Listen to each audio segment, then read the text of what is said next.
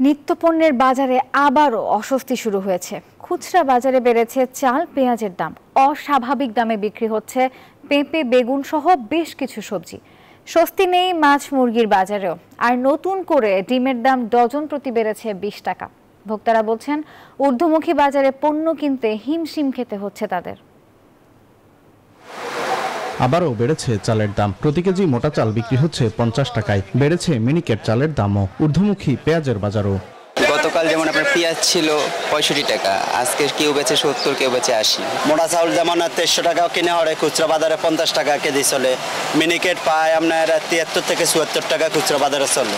সব ধরনের সবজির দাম কেজিতে বেড়েছে 30 টাকা পর্যন্ত। সেঞ্চুরি ছাড়িয়েছে গরিবের সবজি খ্যাত পেঁপে। বেড়েছে টমেটো, পটল, চিচিঙ্গা আর ধুন্দলের দামও। টমেটো হইলে আপনার 50 থেকে 60 টাকা কেজি, কচুরমুখী হইলে আপনার 140 থেকে 150 টাকা কেজি। এমিলে মানে প্রতিটা সবজি মানে কেজিতে 10 টাকা 15 টাকা বাড়ছে। বাজার যে অবস্থা, 80 টাকা দিয়ে বাজার তরি তরকারি বাজার কিনতে আসলে আমরা 2 দিনের বাজারও করতে পারি না। প্রতি কেজি ব্রয়লার মুরগি 230 টাকায় বিক্রি হচ্ছে কারওয়ান বাজারে। আর প্রতি ডজন ডিমে ভোক্তাদের অতিরিক্ত গুনতে হচ্ছে 20 টাকা। সব ধরনের মাছ কেজিতে বেড়েছে 20 থেকে 50 টাকা। বাজারে তেলাপিয়া প্রতি কেজি বিক্রি হচ্ছে 220 টাকায়। চাষের কই মাছ তাও 250 টাকা কেজি। তো কিভাবে খাবো বলেন? এখন দেখেই চলে যাচ্ছি ভাই। গরমের কারণে ছোটখাটো খামারগুলো বন্ধ হয়ে গেছে, এই কারণে যে মুরগির দাম বেশি। জায়গা থেকে মাল সংকট, এই কারণে মালের দাম বেশি।